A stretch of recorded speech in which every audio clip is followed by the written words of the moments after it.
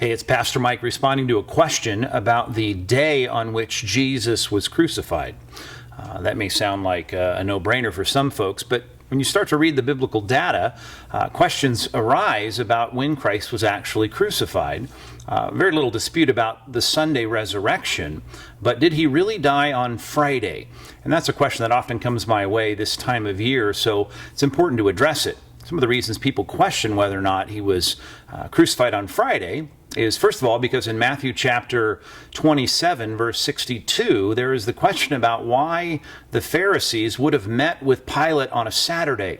If it was really the Sabbath, which it only says it's the day after the preparation, which is traditionally understood as the Sabbath, they say maybe it's a different kind of preparation that relates to the Feast of Unleavened Bread or to the Passover, and maybe this was not a Saturday because the Pharisees probably wouldn't have met on a Saturday. Another thing they point to is in the Gospel of Luke, where it says that the women went after they found out where Jesus was laid, which tomb he was laid in. They went and prepared spices. And that's another thing that they wouldn't have done after sunset. And if Jesus was crucified close to sunset, well, then that maybe they didn't have enough time to prepare those spices.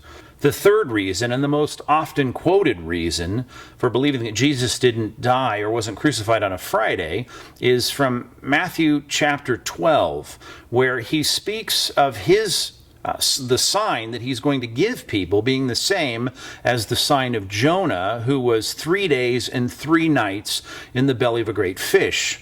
And he says, and so I'll be 3 days and 3 nights in the tomb. And that seems for many people an impossibility then for Christ to have been crucified on Friday. Let me quickly respond to all three of these. First of all, I believe that the Pharisees did meet with Pilate on a Saturday. They were known to be, as Christ often called them out, hypocrites for laying burdens on other men's backs and not being willing to even lift them with a finger. They had an agenda, and they were willing to violate the Sabbath laws that they taught and traditions that they imposed on others themselves. If Christ was really crucified at 3 p.m. on Friday, that would have given the women plenty of time to go and determine where the tomb was. There was no business for them to conduct there, and then return to their homes, as the scripture says there in the Gospel of Luke, and prepare the spices that they were going to then bring back to the tomb later. And it did say very clearly in the text there in Luke that they rested on the Sabbath, and they didn't work on the Sabbath. So I believe there's enough time there, depending on sunset. Even if we're going to say they only had a few hours, there was adequate time. Thirdly, and the most difficult text, is Jesus' comment of 3 days and 3 nights in the tomb, that he would be entombed for that long.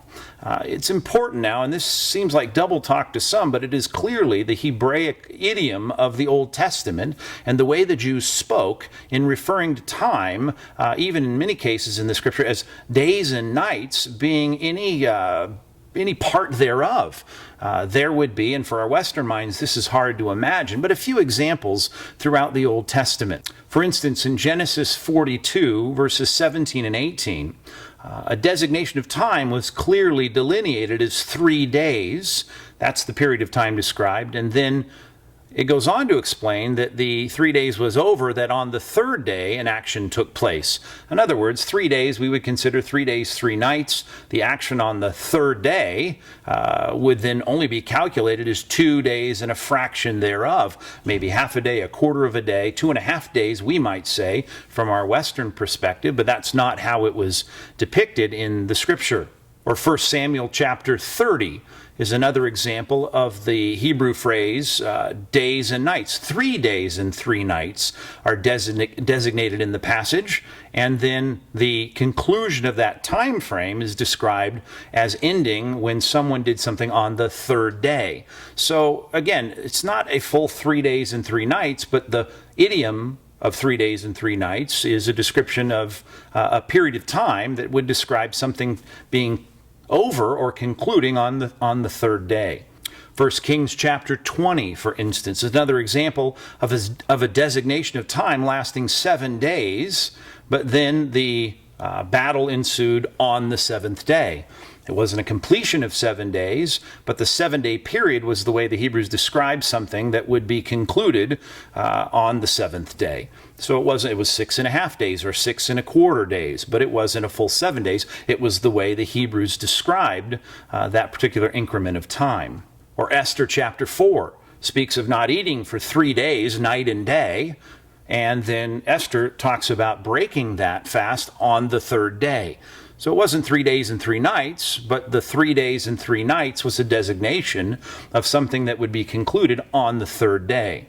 And so it is with Christ's crucifixion, I believe, though it is a complicated chronological question, that when 3 days and 3 nights are designated, the Hebrew mind's going to say, well, that's something that's going to be over on the 3rd day, which from our Western perspective is hard for us to reconcile, but it is how they spoke. There are plenty of biblical examples.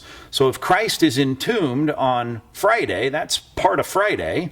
He's dead on Friday before sunset. He's dead all day on Saturday, and then of course he's dead for part of the day on Sunday, which again is reckoned from sunset to sunset, usually throughout the scripture. So we have a 3-day and 3-night or a 3-day entombment, but it only really has a part of Friday and a part of Sunday. I know it is further complicated by other things regarding the timing of the Passover and the timing of the Feast of Unleavened Bread, and there's a lot of ink that has been spilled on trying to figure these things out. But you need to understand that there are so many factors involved, particularly as the chronology of the Passover and the chronology of Passion Week is described to us in Scripture. The Sadducees, for instance, reckon time from sunset to sunset. The Pharisees from sunrise to sunrise. Nisan the 14th, the Passover. Any historical reading on this will show that the Passover sacrifice of the Passover lamb took place over 2 days. The Sadducees had control of the Temple Mount. The Pharisees, of course, reckoning their time as they often did for the masses. We have some overlapping here. We have issues that complicate it. Can't deal with all of those in a vlog like this, but I can recommend to you, if you want to read further on these things, Harold Honer's book, Chronological Aspects of the Life of Christ, is a great resource that can help you go further in some of these debates and dialogues regarding the timing, not only of the Passion Week, but what year, for instance, was it AD 30 or AD 33, based on the timing of the Passover. All of these questions can be pursued further. But suffice it to say in this short vlog that it's important for us to realize that the traditional date isn't simply overlooking these texts. It is trying to harmonize all the biblical data, and I do believe with traditional scholarship that Friday was the date of Christ's crucifixion, and Sunday was obviously the date of Christ's resurrection.